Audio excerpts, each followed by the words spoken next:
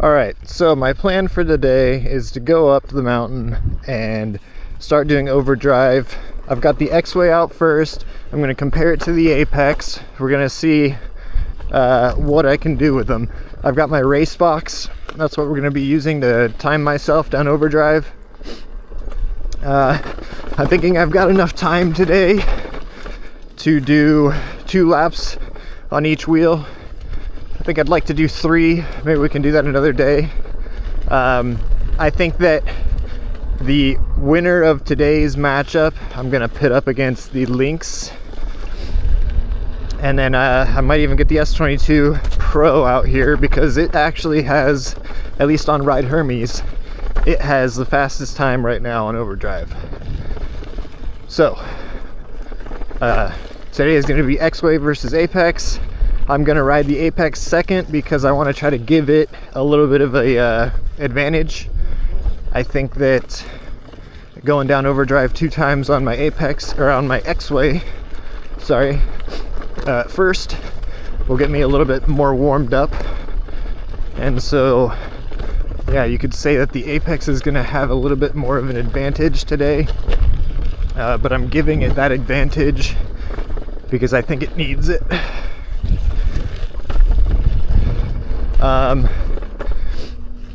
The Apex also has the Fox Float X now.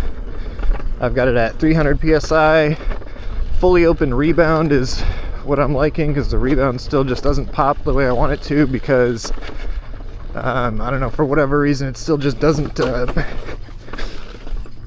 it doesn't like, I can still like pull it like 10 millimeters or so when it's all the way out, if that makes sense.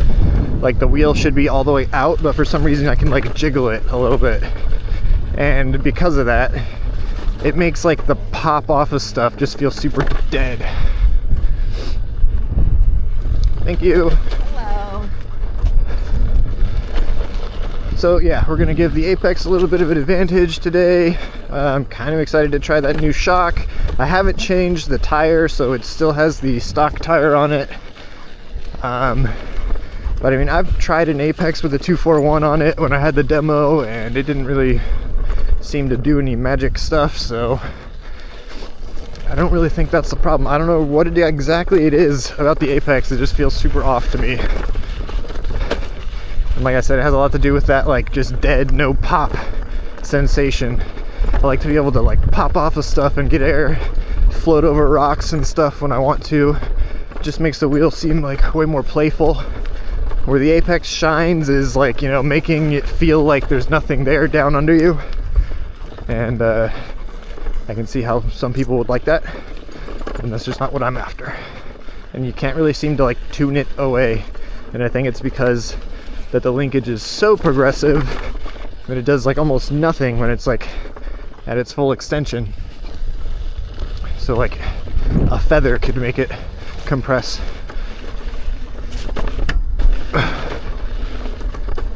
Alright, see you at the top. Whew. Alright, made it up with great time. And let's go head over. Oh, there's a runner. Where exactly are they right now? I think that's a distortion. Yeah. Alright, let's go take our first run down overdrive on the Xway.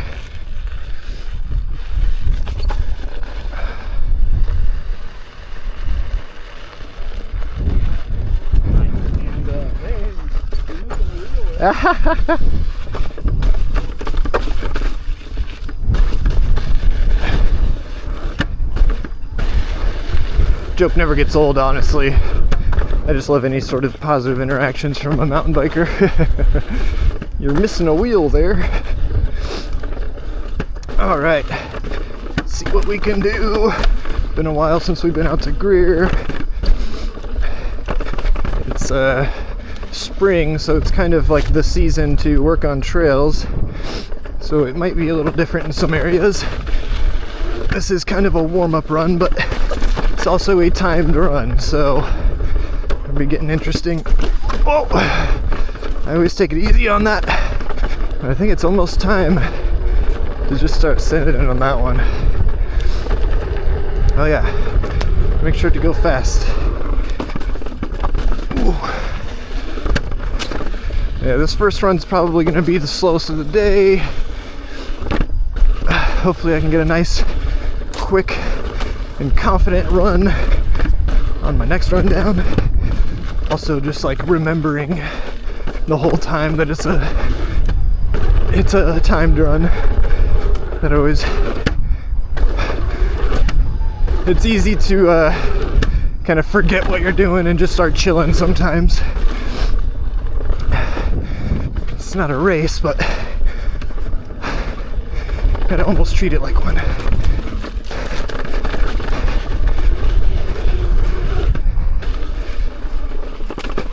That's my preferred line right there. This is also going to be the getting the juices flowing run, aka the burner.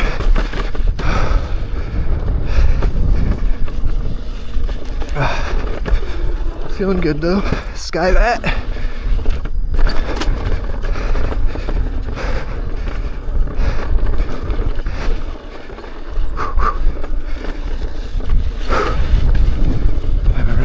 All right. Coming around nicely. Keep it cooking. Cooking. Right up and over. Very interesting section. Sometimes these sections will have something that looks so inviting to air up and over. But then you gotta notice that there's a turn coming. And you might still be in the air when you need to be turning.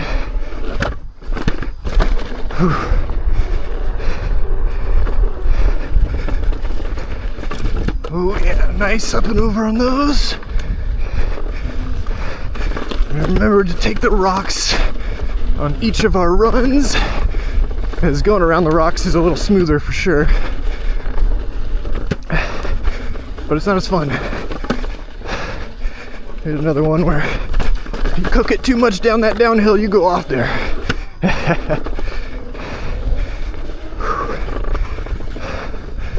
Getting near the end here.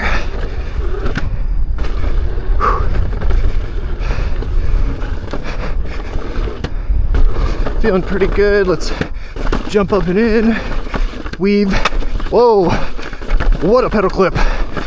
What a pedal clip that was! Whoa, buddy! I'm kind of bouncing around in there. It's a rough rock garden.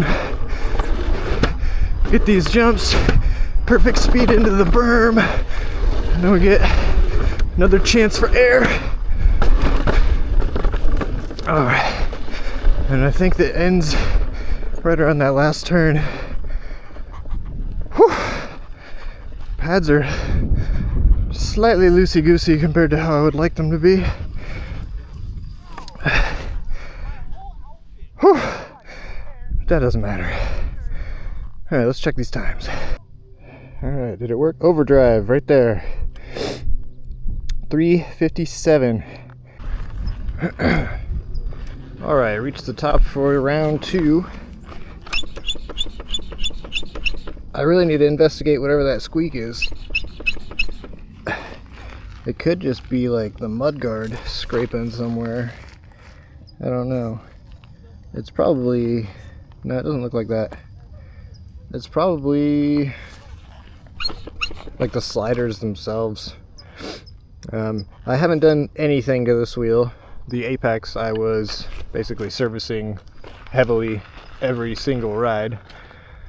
So yeah, we'll see what happens. But alright, I've got racebox going. I'm gonna get down overdrive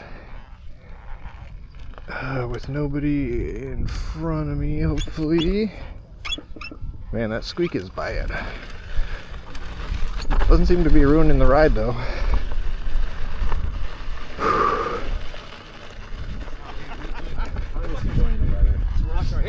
See ya. Overdrive. See ya.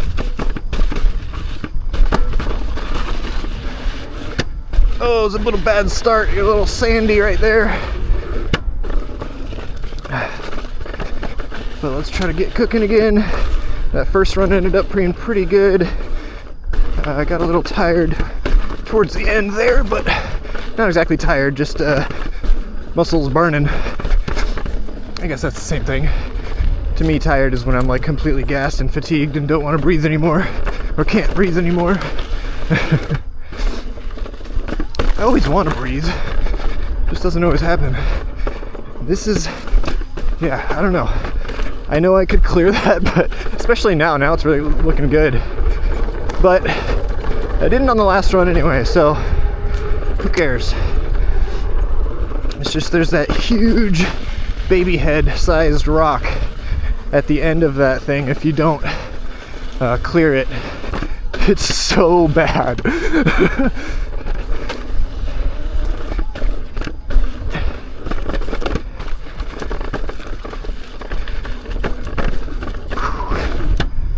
While we're doing this, we can kind of talk about, you know, what it is like.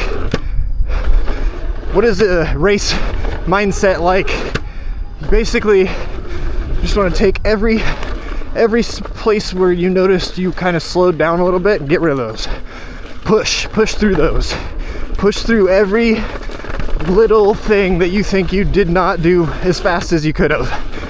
And then do a run again and try to remember where those spots were. When they're coming up, be ready for them, and then when they're there, commit. Don't let off. And just remember, you know, there's those sections like I just did right there, where you come out the end of them, and you're kind of like, oh, I need a second. Don't give yourself that second. Sometimes you can find like rest spots where you can be cooking in like a straight line or something and kind of stand up. To me, that's how I can like recoup some energy, is when I can get out of this like hinged, crouched position and actually stand up and use my skeleton instead of my muscles to support me. It gives your muscles a little bit of a break, and then you can start charging again. Like right there, I can stand up a little bit on my bones, and then boom, I'm right back into the ducking and the weaving and staying down low and accelerating and all that.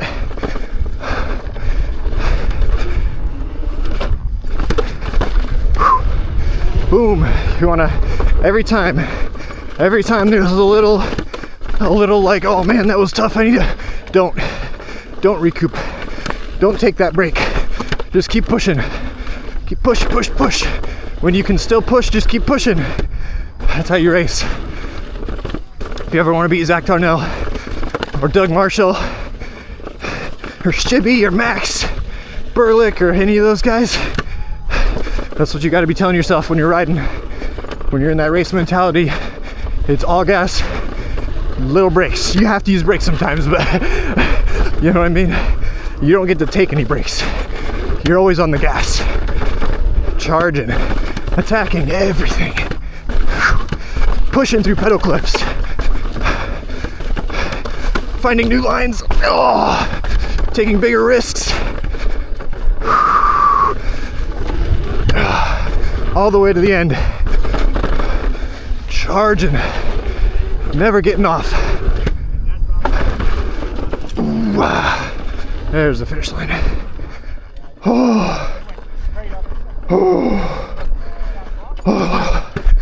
All right, that was my 2 for the Xway. Let's go get the Apex.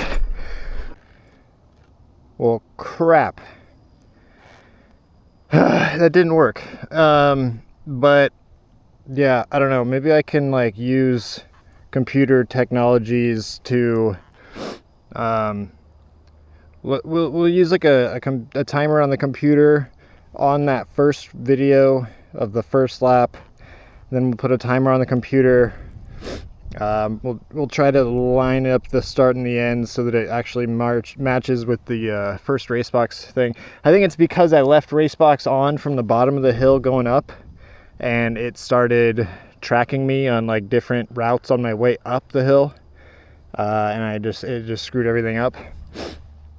But like I said, I've got limited time today, so I still have to go get the Apex and do those runs now. At least we got one solid racebox entry So I can kind of use that to, you know, sync with the computer timer, and then we can run that computer timer from the same start and end point on the second video. So that's what we'll do. We're gonna still keep trying to get the race box working for these apex runs that we're gonna do right now though.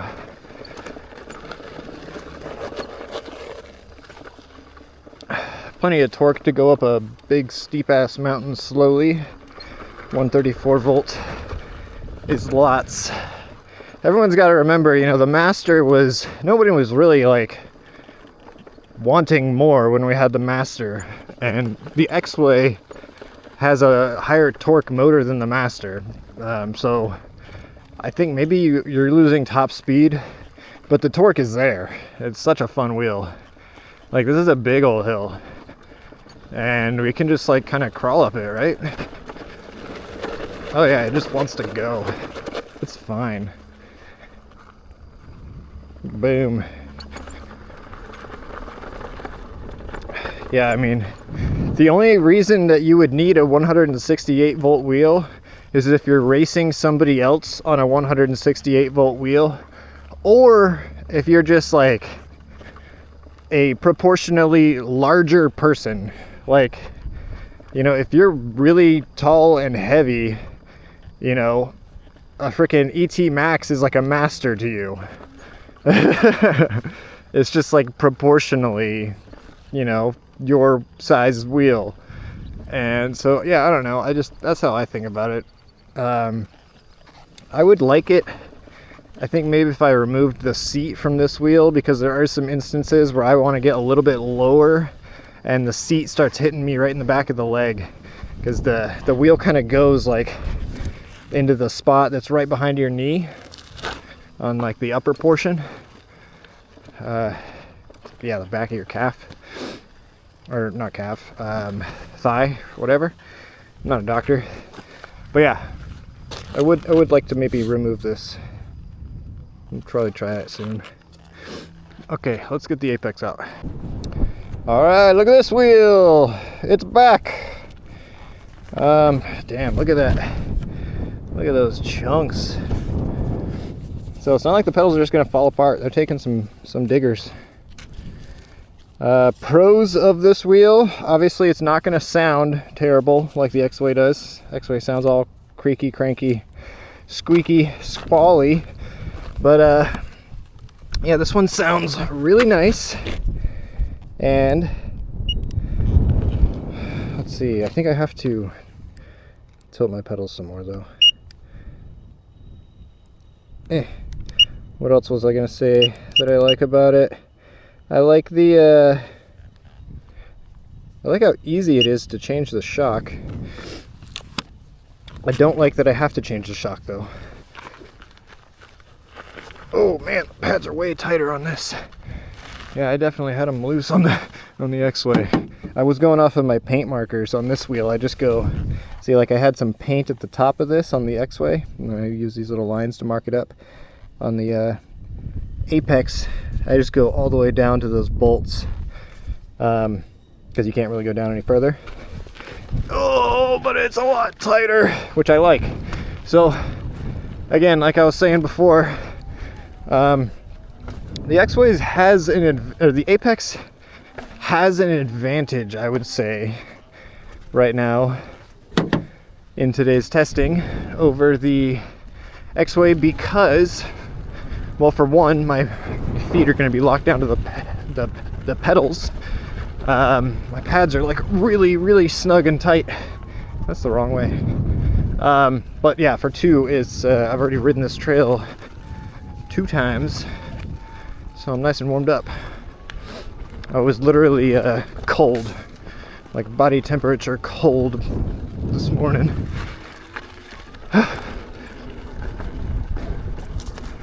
All right, so been a while since I rode this wheel, but at least we've gotten to warm up a bit on another wheel earlier. I'm hoping that I can like it now. I don't want to give up on this wheel. I know that like y'all are kind of putting, I mean, not y'all, definitely not all of you, but certain people are definitely putting some kind of like, I don't know, I probably have done it to myself for sure.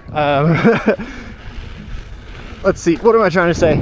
I've talked a lot of, I feel like I'm not really talking shit when I just say that I'm frustrated with this wheel, but I understand that that's how it comes off, because I am literally just frustrated with a purchase that I made that I'm not enjoying. Let's duck out of the wind a little bit before I start talking. Alright, so let's give a little bit of a backstory about the Apex. When I first got it, I did the air shock. I thought the air shock performed pretty well, but it had this limitation where it would work at like 250 psi, but I really wanted more. And anytime that I would start to go up into a psi range where it started to feel good to ride, it would start to, the stock shock would start to bleed air from the positive chamber into the negative chamber, and then the shock would get stuck down and basically kill your ride. Okay, so there's another option, the coil shock, and where the coil shock kind of rode well for the most part. See, the thing about air shocks is when you compress them, it just exponentially gets more progressive, because you know the rate of PSI is building as you decrease the size of the air chamber. So you get like this really big pop when you compress it. You know, you're going from basically almost to infinity air PSI, because it's never gonna like well, obviously not, but you get the idea. Just extrapolate off of that you're building up PSI and creating this huge stored energy that's just gonna like explode when you start to release it. You don't get that from the coil shock. The coil shock stays kind of mellow on the release, on the pop. So I am pretty happy to say that this 230 millimeter, big shout out to Gabe, obviously. I'm super glad that he got an Apex and has been able to dedicate some time into figuring out the best way to tune it. I would have liked to do that for the community and everything, but at the time when I actually got my Apex, I was off work for so long. I don't know if you all know that story, but yeah, broke my collarbone, was off work for so long, went back to work, they didn't have any more work, so then I was just on unemployment for like 6 months. Anyway, I couldn't just be spending money on wheels, shooting in the dark, kind of, you know, because like I've been down that path before, with Begode wheels that needed different linkages, different shocks, all this stuff, and it starts getting really expensive just trying to get one wheel to maybe make you happy. I didn't want to do that, but thank you to Gabe. He found this shock, the Fox Float X, and we're putting a 230 by 65 shock into this wheel.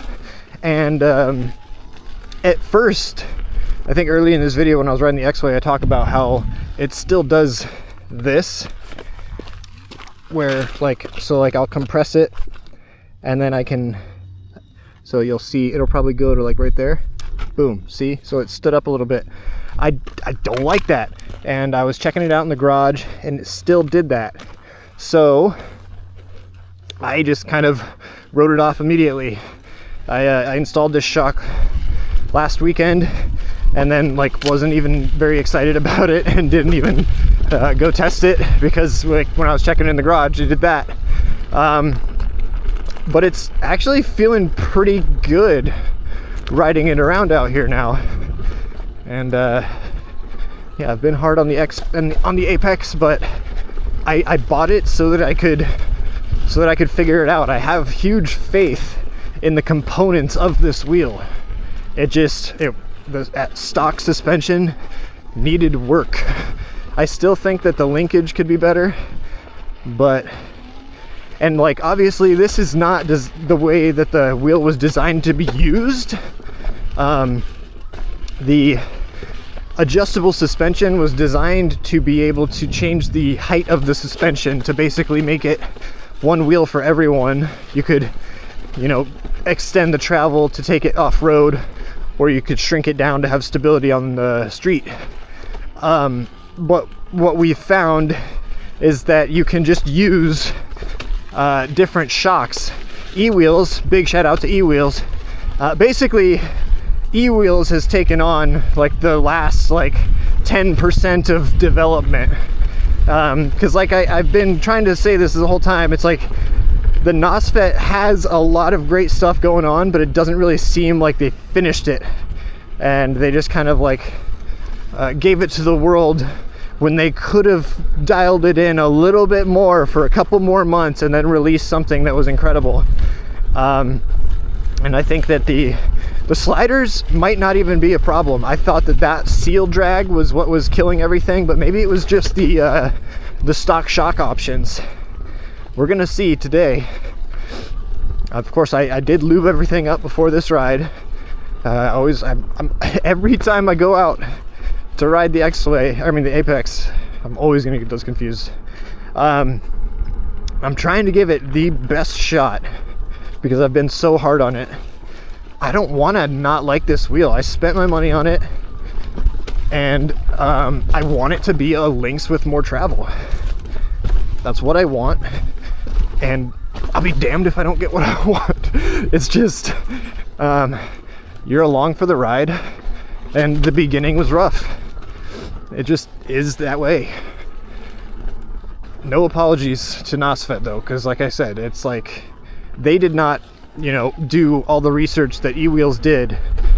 They did not figure out that a 230 millimeter shock in the 3rd position or 4th position is what works best in the shock. They just kind of like whipped up a bunch of pieces and were just like, yeah, I'm pretty sure this is it. But it's like, no dude, you had a little bit more testing to go.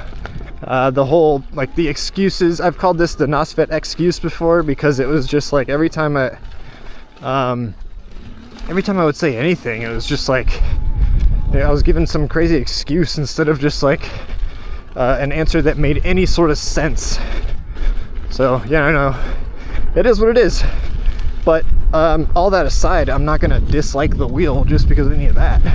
If I can get this wheel to where I like it, that's just gonna make me happier.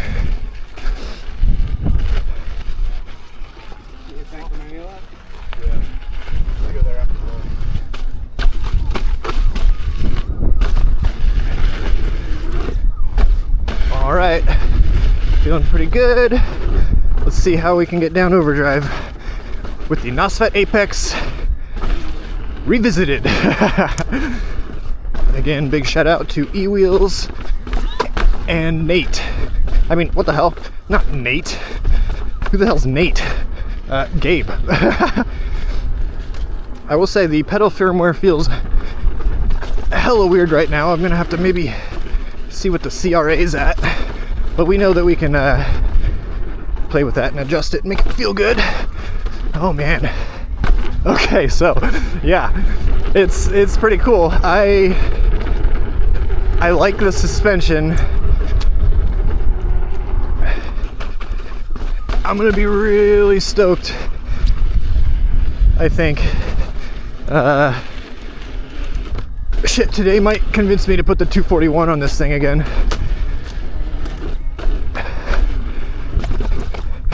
Yeah, the suspension's feeling really good. I would say better than the Xway right now.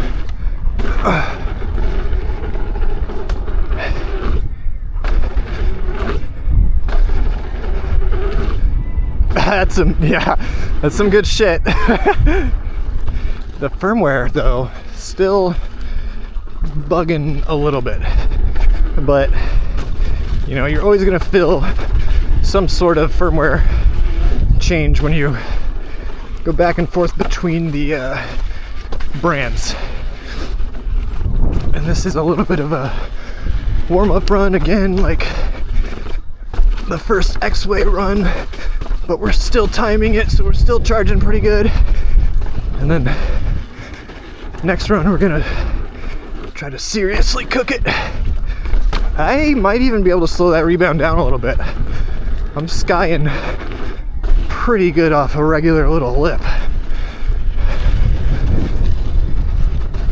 this is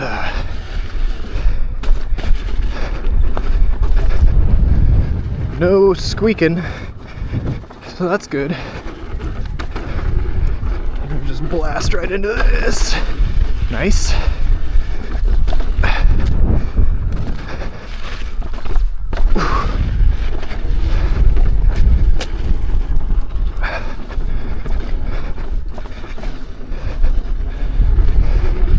And if you're not sure what I'm talking about with the whole why E-wheels is so good for this wheel, they did a bunch of, they got somebody to do a bunch of research about the suspension, the linkage design basically, and the travel and all this stuff.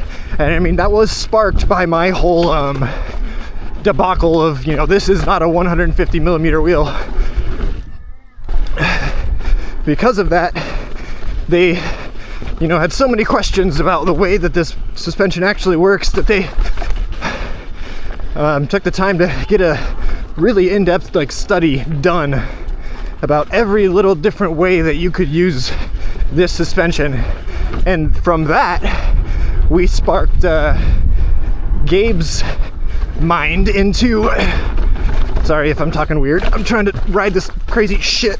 But yeah, anyway, brainstorm for Gabe, and then he selects this 230 millimeter shock, and you can only use it in, and so again, it should be mentioned that it's in the third and fourth position, but that's like 120 and 140 millimeters of travel.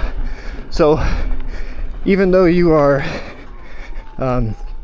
not able to go up into the seventh gear, it's because the shock is longer.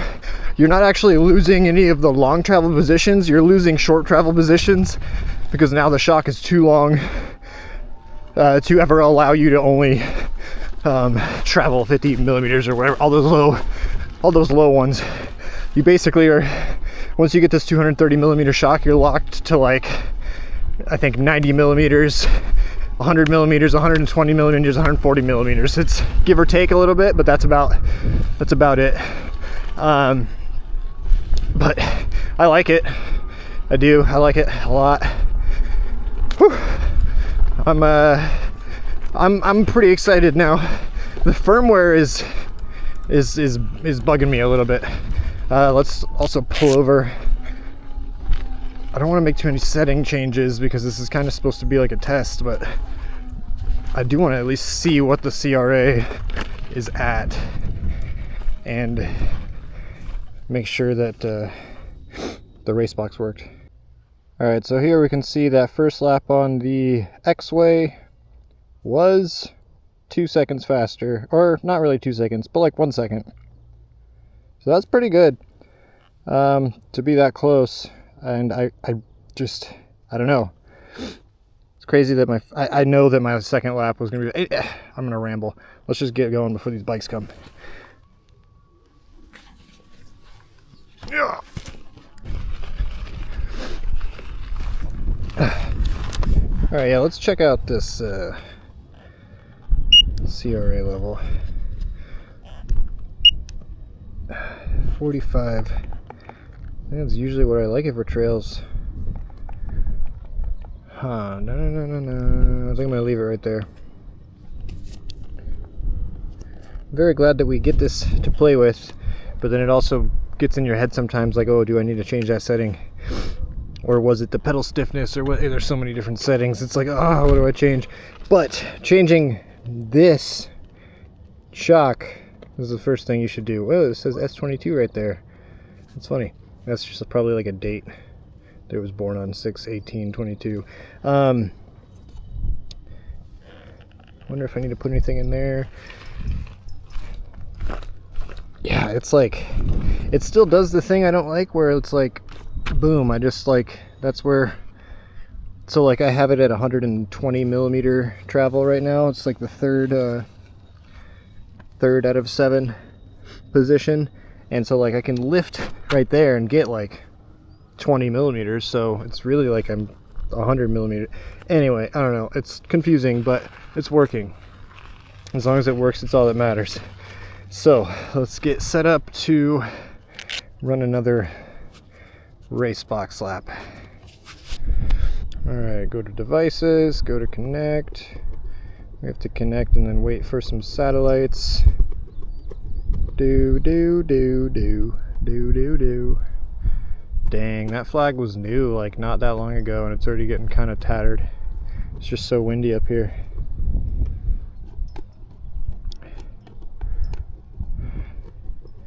So there's some satellites, then we go to standalone recording. That's the only way it really works.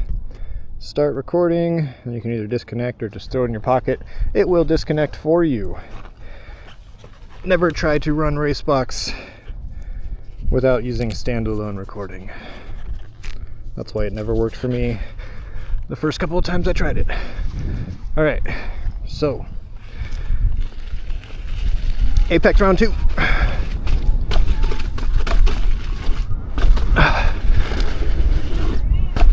Getting a whole lot of overdrive miles in today. Alright, now back into that mindset of the racer. Charge. No brakes. And we don't mean don't slow down, because sometimes you do need to slow down, but don't take a break. Stay on your game. See, on this wheel I can let the wheel kind of tuck into the back of my leg. Ah, man, I really just need to start doing that. I go so slow into there and I hit that rock basically. I need to start charging it, but it's spooky. These narrow corridors, you don't want to catch a rock wrong. It's a big risk. I think Max is the only one that's done that gap. And Brent told me he's done it, and so I think that we're both talking about the same thing. But I was in front of Max, so I didn't see him do it. Okay, anyway, gotta keep charging. I kind of slowed down for a little bit too long back there, reminiscing about riding with the boys. Now we're back on though. We're charging. This wheel has more power than the 134 Xway, for sure. But power's and everything. Whew. Yep. Anybody ever watch Initial D? The guy's like a downhill specialist and is like not really like a shitty little car, but like a shitty little car. He's a tofu delivery guy, and he just naturally becomes so good at racing because he just drives the mountains every morning to deliver tofu.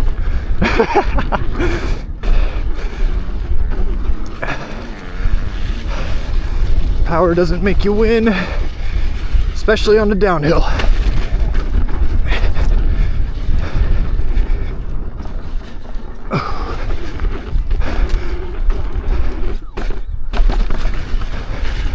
Unfortunately, the EUC racing scene has gotten so tight. Our finishing times would be so tight now that a little bit of power right at the end of the race sometimes to cross the finish line a little faster is actually going to make the difference. We don't get the luxury of seconds anymore. We're into like the milliseconds range when we're racing each other nowadays. So picking a race wheel is harder than ever to do, because do you want a comfortable wheel, or do you want the power to be able to out accelerate your opponent at any given second? Especially some of these races where it's not a like timed race and we all race against each other. They get out ahead of you on that 168 volt, and even if they're slower in the technical stuff, it's gonna be hard for you to pass them, because passing is hard. Your opponent's always gonna be on the better line. They're always gonna have a lead into every corner. They're gonna be tripping you up, making you screw up. But that's racing.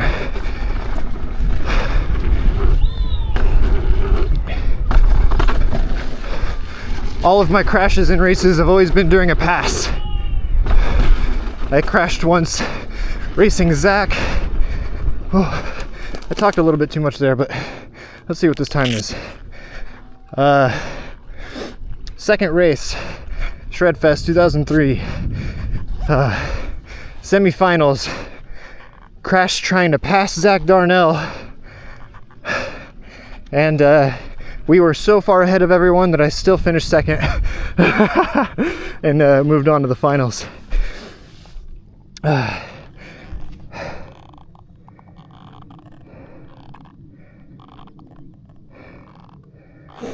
And then last year at Let It Ride, I crashed trying to pass Law for no reason, because we only had to be 1 and 2.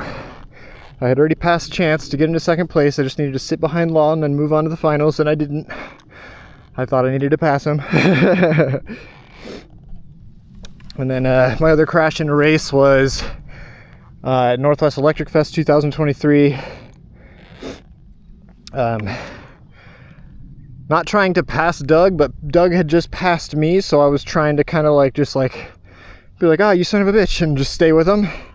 And there was a corner that was just like basically busted up branches and like bark and stuff, and like I just went into that corner and just lost it into all like the sticks and stuff.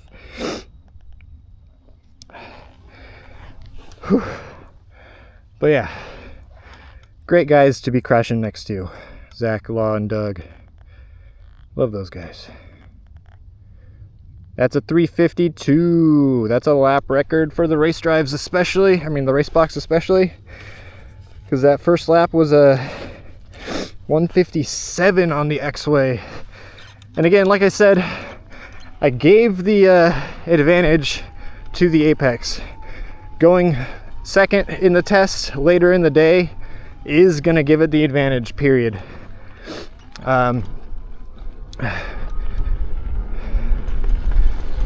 Because like if you've ever been to the races where we do time trials, it's like it's just as long as you go last, you're probably gonna win because you know the time to beat, and you've ridden the course a bunch, and you just go out there and you just go faster than the last guy did. Anyway, that was fun. It's great to be stoked on this wheel. I was really bummed out about it for a long time, but I mean, I knew that the problem could be resolved because it just like all the parts are there. It's got a freaking a Lynx motor, basically like a Lynx controller, Lynx firmware, all this stuff that I love. It's just the suspension. It needs to be dialed in, and I like the suspension. Like, it looks good. The wheels build quality is amazing. It's just the suspension has to make me happy, or it's unrideable. And it's like, yeah, it's only one component of the wheel, but it's the most important component, honestly. Okay, so this thing is definitely making me happier now. Getting this shock in there totally changed it up. It's like, I thought that it felt like the coil shock when I was just riding it around in my neighborhood, and so I kind of got on the NOSFET group, and I was just like, this was last weekend, I was like, I don't think this is like really gonna do anything, because it didn't really feel that great. It didn't feel different from the coil shock really when I was in my garage and stuff, but I feel like it's popping off stuff way better, and I like that. And like I said, the build quality on this wheel is like really good. It's so like sturdy and stuff. So as long as the sliders don't become too much of an issue, it's going to be a great wheel. This is almost like resetting everything all over again, like day one of the NOSFET, because it still needs to go through getting dirty and seeing how long. I'm not gonna like rebuild. I'm not gonna like do what I was doing before and like re-loop. Well, it's like you kind of have to. I don't know what to say except that it's a lot better with this shock in it. Hopefully you saw earlier what I was saying about air shocks and how you get better pop with them. The coil shocks. So the reason that a mountain bike uses a coil shock is because, especially if you're like going downhill and stuff and you're like kind of just floating most of the time, and then you need to be able to soak up these bumps. So imagine an air shock is kind of like, it always has like some PSI, right? So you're always kind of like hitting some sort of like wall and then compressing against that wall. Where the coil shock doesn't have that like initial thing that you have to push through. So like where coil shocks always come into play are for mountain bikers that want to be able to have that super sensitivity. They don't want to have a little bit of air that they have to break through before they can begin travel. That's why coil shocks are a huge thing in mountain biking and downhill mountain biking especially. When you're not really in the air that much and you're always kind of sitting, always compressing, like a cross country, especially the cross country, you want the lightest stuff usually. But yeah, it's just you're kind of like always moving that shock a little bit. You're not really, I don't really know how to say it. Like why air shocks are better for certain things. The reason that I like them the most on an electric unicycle is because of the extreme progression that you get. As you're compressing it, it gets ramped up more and more and more, and then it wants to shoot you back out. A coil is linear. It's always going to have the same amount of force throughout its whole stroke rate. Where the Apex has a progressive linkage, it's not really giving you any pop. That was probably my two biggest gripes about the way that the suspension was working on the Apex. It wasn't giving me any pop, one, and it was sagging too much, two. But because with this air shock I can put more PSI in it, I'm not having the sag issue. And because I'm using the air shock and not the coil shock, I'm getting the pop. So this shock is solving the problems that I was having with the suspension. I am pretty damn happy with the suspension right now. So I was also pretty happy with this wheel the first time I ever rode it with an air shock, before the air shock failed on me at like 275 PSI. And I was saying like, it's not exactly enough. I want to put more in it. I think I had like 270 at first, and then I was like, oh, I'll do 275, and then that's when it failed on me. So anyway, I mean, yeah, I like it now. Still keep saying it, I want to get my E-Rides pedals on here. But I think it'd be worth it now really this tire didn't feel like it was tripping me up that much. It's really crazy how just the way that the suspension seemed to be lacking, at least in my requirements, that threw me off so much. Just having such a like dead feeling suspension. And yeah, I don't know, I attributed it to many things. It's hard to tell what is the culprit. Is it seal drag from the stanchions? Because these are stanchions we've never seen before. Obviously the Begode sanction stuff we've seen before, and it's just like it's like a tube that's in another tube and it can slide. But these ones, it's a tube and then it's rubber holding a tube, and so that friction is there. You got to keep it greased up. But yeah, I mean, if I'm greasing it up, and I don't mean like a full grease up, but I mean like a lube and a clean once a weekend, totally acceptable.